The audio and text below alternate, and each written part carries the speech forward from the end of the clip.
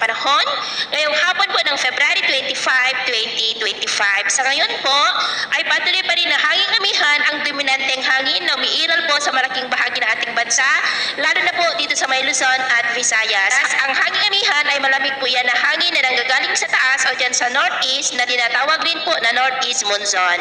Habang ang shearline ngayon ay nakakaapekto po sa may Mindanao at sa ating long range forecast, consistent pa rin naman na walang bagyo na namamataan na tatawid sa ating kalupaan for the next 2 weeks, pero consistent rin na may banta ng pamumuo ng sama ng panahon sa unang mga araw ng susunod na buwan at ang development pa rin po niya ng ating babantayan. At sa lagay ng ating panahon, ngayong hapon po dahil sa shearline ay nakakaranas ng cloudy skies with isolated rains.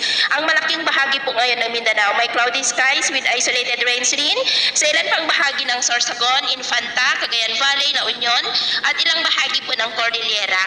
At mamayang gabi po may banta pa rin ng mga pagulan sa may Caraga, Davao Region, Soxurgen, ilang bahagi ng Northern Mindanao, Zamboanga Peninsula, Sulu Archipelago, Davao Oriental, Aklan, Northern Samar, Sorsogon, Catanduanes, Infanta, Cagayan Valley at ilang bahagi ng Mountain Province at La Union.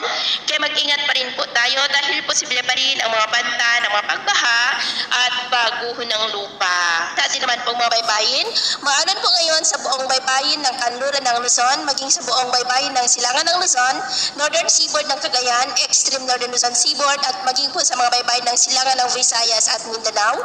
Ng mga alon dyan ay posible po na aabot hanggang sa 1.8 to 4.1 meters height. Kaya hanggat maaari ay iwasan na po muna natin ang papalaot dyan sa mga may kulay pula para po mas makaiwas sa mga sakunang